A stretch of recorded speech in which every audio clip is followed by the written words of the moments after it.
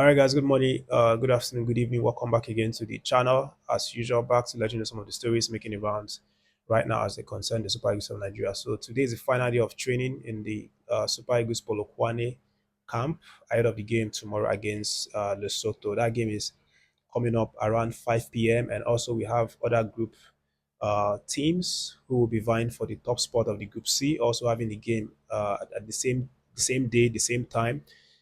Benin Republic playing against Rwanda, South Africa playing against Zimbabwe, and then Nigeria against Lesotho. So this timing and also the day itself is very important. It's really important for them to be the same day and the same time because if one plays earlier than the other one, then it might actually provide an advantage for the ones that would play later on because they will have something like an expo and be like, okay, these guys drew or these guys won, so we have to try and be like this and take advantage of the result. So I think that's basically why CAF uh, has decided to time it and equally for all the teams, and that's precisely one of the things that Coach General Raw clamored for. I have to admit that he has been someone that is not shy away from talking or complaining when he feels like something is not right.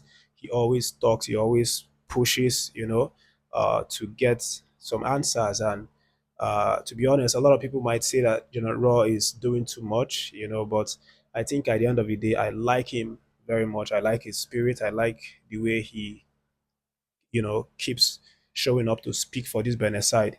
To be honest, without him, this Benin do not have any chance. They don't have any chance. If it was not for the fact that they went on and employed an experienced coach like Jonah Raw, who can speak, who has that command, he has that respect. If he talks, FIFA can listen, CAF can listen because he's obviously a big name in African football. So this is basically some of the things that Benin Republic are enjoying right now from Coach General. But quickly, I just wanted to share with you guys our qualification possibility right now. It seems that it has now reduced to just one option that we have right now because of what's happening in the playoff positions.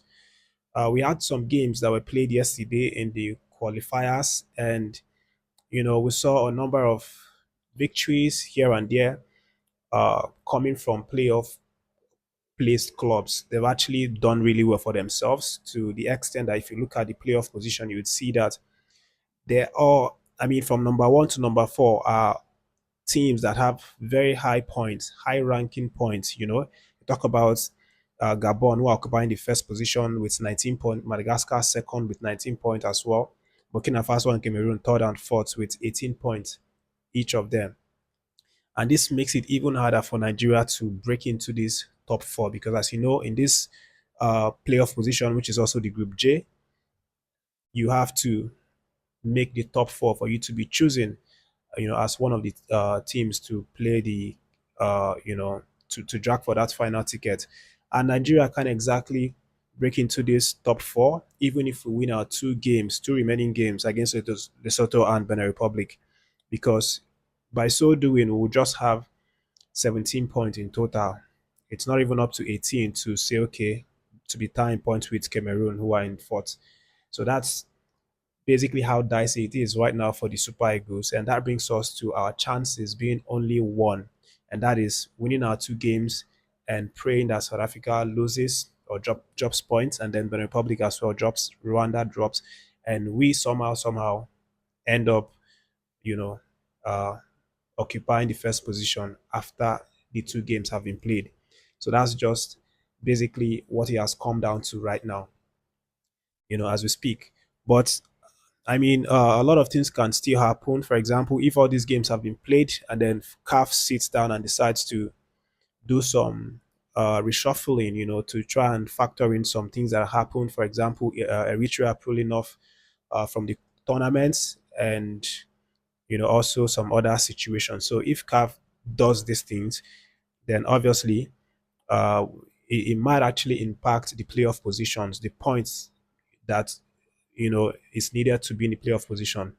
So if that happens, maybe Nigeria might get the grace of having a reduced points point average for we to break into uh, the top four with 17 points. So we still have to win our two games. That is unquestionable at this point. So basically, that's how tight it is right now. So it's become even slimmer. It was slim, but right now it's slimmer. It's just hanging by a thread. Our chances of qualifying to 2026 World Cup. But let's move aside, guys, and talk about another interesting stories. We'll start with Jonah Rohr, of course, whom I mentioned a few minutes ago. He's obviously been very outspoken. Uh, he's been talking a lot. The last time I let you guys know that he complained to FIFA that one of these club side refused to allow one of his best players in Olaitan from joining his camp. But Raw has been talking a lot lately, and his latest remarks have been channeled towards his game that is coming up against Rwanda. Of course, a very very tough encounter. I think that game is even going to be stronger than Nigeria versus Lesotho. Let's be honest, Rwanda is a really strong side, much stronger than Lesotho. But again, here is what Coach General Raw has come out to say leading up to that game coming up tomorrow. He said, "We hope that all matches will be played at the same time to avoid certain teams having an advantage by knowing the results before playing." And then he goes on to say, an ambitious opponent, he's talking about Rwanda here, said Rwandans want to make history. Rwanda looks set to be a tough team. They recently naturalized a Congolese player who just scored against Momuni's team. They are investing a lot of resources in football and are desperate to qualify for the World Cup. They can qualify if they beat their next two opponents, who are currently first and second in Group C. And then Raw went on to add, "It's true that we don't have a squad capable of easily displacing players like Junior Olaitan Ishola, who has contributed a lot to us, and other players who are missing. But our team can also be dangerous on the set piece." So that's what Junior Raw has said, threatening anyone who might be looking down on his side. Uh, that obviously he has plan Bs, plan Cs. It's not just about Olaitan and his, dynamics in midfield, but he can also utilize set pieces if he cannot get Olaitan to come to, help him in the team. But again, he said some important things here, which I think I've said before, talking about the timing to be equal for the players, and then also talking about Rwanda. Rwanda, recently naturalizing some foreign players to play for them. So this is what's happening. So it's not just Nigeria who are getting foreign Nigerian bonds to actually play for us. We get a lot of criticisms for that, especially South African fans. They always hold that against us, that we use players who are not Nigerians. And I'm like, why would you say that? Because all of our players are Nigerians. They are Nigerians, immigrants, coming back, immigrants in other countries coming back to play for the country. So basically, that's what's happening right now. And going back to the Super Eagles camp, we have a couple of players who are in danger of actually missing the next game.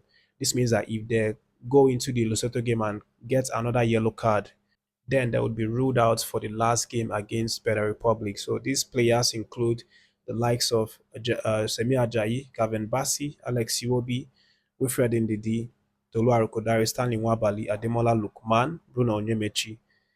These are the guys that, you know, are in danger of missing the game against Benin Republic if they get one more yellow card against Lesotho on Friday.